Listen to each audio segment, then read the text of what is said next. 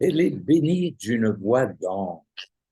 Georgia, écoutez, vous êtes avec ce temps d'enregistrement que je viens d'entendre, Georgia Fumanti, en plein cœur de mes préférences, des musiques de film. Et bravo, on aura d'ailleurs l'occasion d'en reparler. Mais je vous présente ma musicienne comparse, Sylvie. Bonjour, Georgia.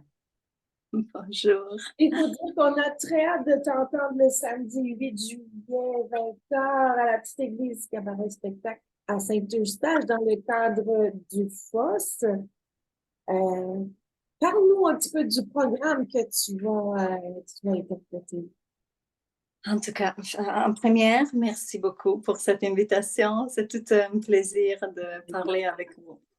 Le programme de le 8 juillet, ça va être vraiment une collection de tous mes albums, de les derniers 13 albums que j'ai enregistrés, beaucoup de mon dernier, bien sûr.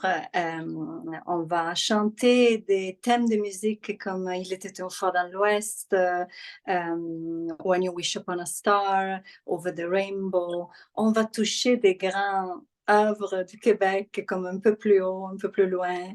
Je sais que je mire haut avec un original comme la magnifique Ginette Renaud, mais je chante depuis des années ma version français-italienne. On chantera des grandes chansons comme le Concerto di Tchaïkovski, qui c'est normalement pour piano, mais avec la voix aussi. Alors je m'amuse vraiment à toucher toutes ces chansons qui ont touché mon cœur depuis des années, La Maison sur les arbres, L'hymne à l'amour, mais avec ma voix, qui c'est naturellement une voix classique. Je suis née en Italie, grandi là-bas. Là-bas, on chante plus ou moins tous comme ça. Alors, c'est pour moi ma nature, mais dans des chansons qui ont touché mon cœur depuis les dernières 20 ans de carrière. Et où as-tu appris ce magnifique français que tu parles? Merci beaucoup. Je l'ai appris quand je suis arrivée ici au Québec. Ça fait 18 ans, 19 ans. Depuis que je suis arrivée, j'ai rencontré mon gérant en Italie et ensemble, on a commencé cette aventure. Et lui était d'ici, même ses parents étaient d'origine italienne, mais lui a toujours vécu sa vie ici au Québec. C'est comme ça que je suis arrivée. À l'époque, je ne parlais pas ni un mot de français, ni un mot d'anglais. Sans amis, sans famille, c'était tout un gros rêve à réaliser. Mais là, 20 ans plus tard, l'accent est toujours là. Mes enfants qui vont à l'école francophone ici me corrigent et rigolent de moi, mais je ne peux rien faire pour le changer. Pourquoi je ne me les rends même pas compte. Alors, mais je l'adore. C'est sûr que Je trouve admirable, Georgia, que vous ayez 4 enfants tout en menant une carrière à l'international. Ça ne doit pas toujours être facile. Non, c'est sûr qu'il faut avoir un mari gérant qui te soutient aussi. Mon mari, c'est mon gérant. Ça fait 20 ans qu'on est ensemble.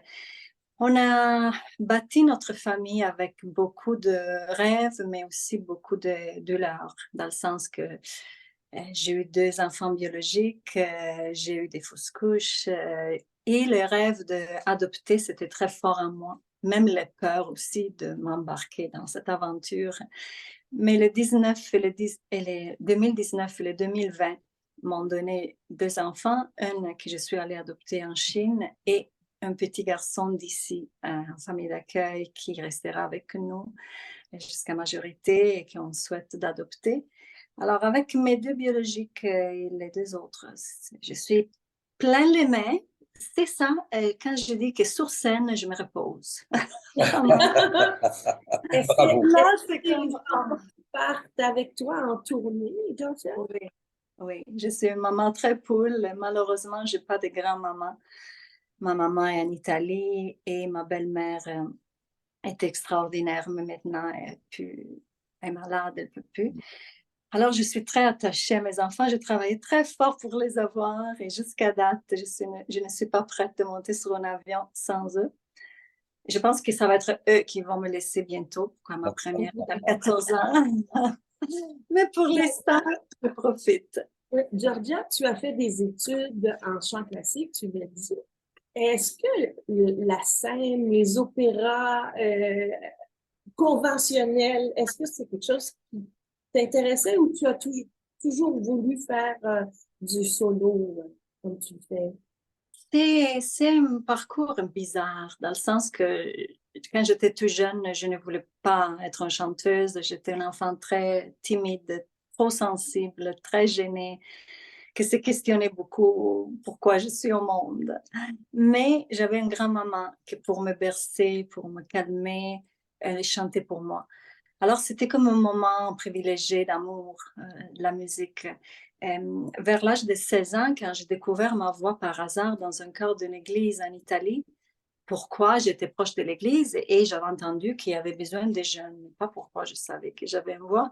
Et quand je l'ai découvert, que j'avais cette facilité à avoir des notes aiguës, ça a pris tout le monde par surprise, moi en premier, pourquoi j'avais pas la personnalité pour être en avant. Mhm. Alors, le gros travail, c'était vraiment sur ma confiance, sur prendre ma place, sur être moi-même. Euh, J'étudiais le droit, pourquoi mes parents voulaient un avocat, mais mon cœur voulait chanter. Alors, j'ai chanté beaucoup dans des chorales très bonnes qui m'ont formé beaucoup. Et enfin, je suis rentrée à le conservatoire, mais j'ai aussi trouvé des études qui ont presque détruit ma voix naturelle. Et ça m'a comme un peu brûlé, dans le sens que j'avais à apprendre, prendre qu'est-ce que c'était bon pour moi, mais aussi laisser ma nature. Alors, c'est tout un jeu d'équilibre, de respect entre l'apprentissage, la technique, mais ma nature, le respect de moi. C'est toujours, c'était toujours un peu ça, et même aujourd'hui, c'est comme un parcours de croissance personnelle que je trouve à travers la voix. C'est pour ça que j'ai eu l'honneur de la chance de chanter avec le grand Lang Lang, le pianiste magnifique, ou être à côté d'un des trois ténors, José Carreras, avec 10 000 personnes devant moi, avec un orchestre. J'avais 31 ans.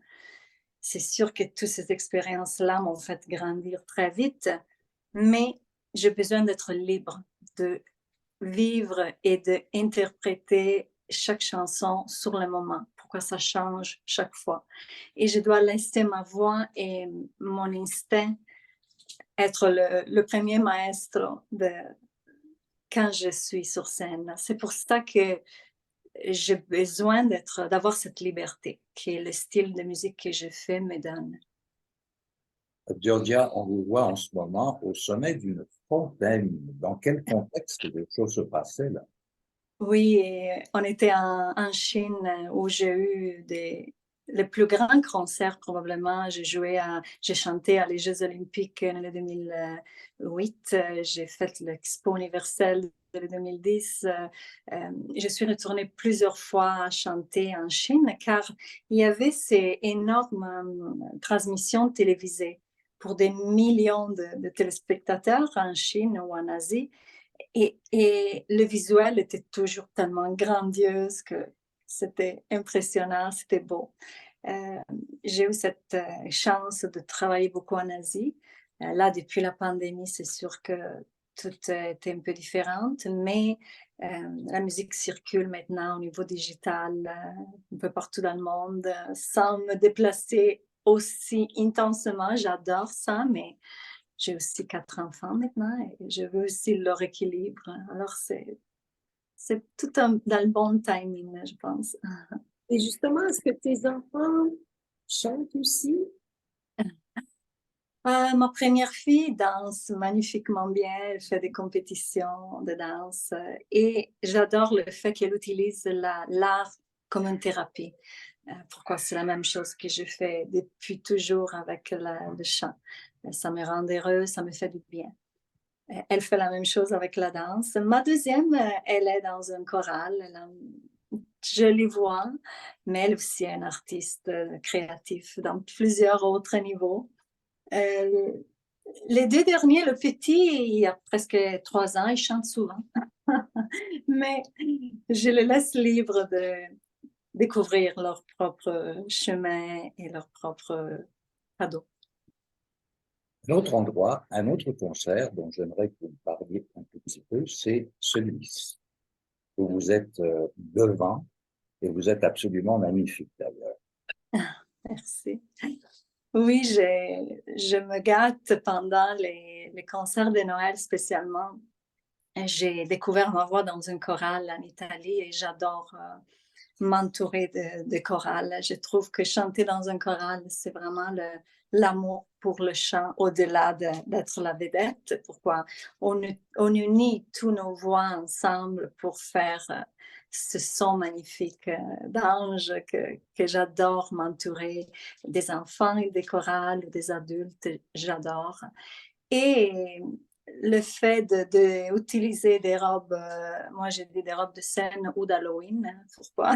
On peut faire c'est un peu mon côté rêve, princesse. Ma maman voulait un garçon quand j'étais tout petite, alors j'étais souvent habillée comme un garçon. C'est aussi pour vraiment euh, stimuler la musique. Pour moi, c'est comme une magie, ça me transporte beaucoup. Alors, je joue un peu avec ce monde féerique. Je peux chanter bien sûr en pyjama, mais j'aime jouer avec ce côté de chacune de nous, des princes et princesses qui en a dedans. Georgia, maintenant que les concerts ont repris à plein vraiment depuis fin de la pandémie, euh, est-ce que l'année 2023-2024 va être remplie de concerts de toutes sortes? Qu'est-ce qui Oui, t'attend pour la prochaine année? oui, la pandémie nous avait arrêtés avec beaucoup d'inquiétudes, mais en même temps, j'ai reçu deux enfants. Oh, Alors, c'est quand même un bon arrêt pour moi. Là, on a repris depuis presque 7-8 mois. J'ai chanté beaucoup, j'étais invitée beaucoup dans plusieurs orchestres. J'étais en Caroline du Sud, en Arizona, en Grèce, et je retourne bientôt aussi. J'ai eu beaucoup de concerts ici au Québec et mes prochains sont vraiment ici aussi, le concert de Saint-Eustache, j'ai bien hâte, et plusieurs autres qui sont déjà à l'agenda. L'album Cinema Collection reçoit magnifiques commentaires, critiques un peu de partout dans le monde. Je suis très, très heureuse car je l'aime beaucoup et Faut je peux dire, faire. Georgia, qu'il y a quand même 20 titres sur cet album et ce sont tous des thèmes ou des extraits du film. De là, le titre, effectivement, euh, Cinéma Collection, mais faire le choix, ça n'a pas dû être simple parce que quand même, vous en avez choisi 20. Oui, et c'est pour ça qu'on a appelé comme ça, pourquoi elle va avoir sûrement une deuxième, troisième, quatrième tome de cette collection de cinéma, car c'est la musique que je préfère le plus. C'est pas de l'opéra, c'est pas du pop. Je trouve que c'est parfait pour ma voix, car je peux utiliser les notes plus graves, mais après toujours m'envoler sur des sonorités plus de soprano. C'est exactement ce que j'adore, comme le thème d'Il était une fois dans l'Ouest. Je le chante depuis toujours et je trouve que Ennio Morricone a vraiment parfaitement écrit ses musiques pour des voix comme la mienne. En fait, je l'avais connu il y a 18 ans à Rome et il m'avait dit un magnifique commentaire. Il m'avait dit, c'est très beau, mais tu verras avec l'âge, ça va être encore plus beau. Ta voix, ça va venir encore plus belle.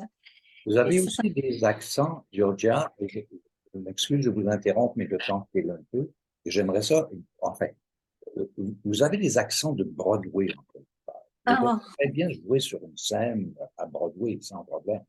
merci beaucoup. Écoutez, ça me touche beaucoup car quand j'avais 28 ans et j'ai signé à New York avec EMI, souvent l'âge d'une femme était toujours vu comme, OK, on va cacher, on va dire 25, j'avais même pas 30 ans. Aujourd'hui, j'en ai 48 et je trouve que vraiment ma voix est encore plus riche et plus en confiance. Et j'aime beaucoup ça. Pourquoi chacun de nous, plus on grandit, plus on est grand aussi à l'intérieur. Alors, Ça me fait du bien d'entendre de vous ces beaux commentaires. Et Georgia, est-ce qu'il y a un autre projet de disque en marche? Oui, oui, j'adore enregistrer. Mon réalisateur Stefano Galante, c'est un Italien comme moi qui a quitté l'Italie depuis 18 ans et qui adore vivre ici. Et ensemble, il me connaît comme un frère et on a déjà beaucoup de nouvel matériel pour le prochain. Aussitôt que je reviens de l'Europe en septembre, on recommence, c'est sûr. Alors, des salutations à Maurice, votre conjoint, votre gérant, votre ami, votre accompagnateur. Oui.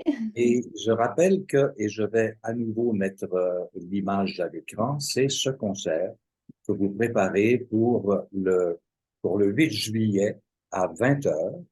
Et le titre, c'est Mystique, la voix d'un ange, et c'est tout à fait approprié, Georgia. Merci, merci beaucoup. J'espère de tout cœur de vous avoir avec nous et vraiment merci beaucoup pour cette magnifique interview. Merci, Georgia. Merci, Georgia.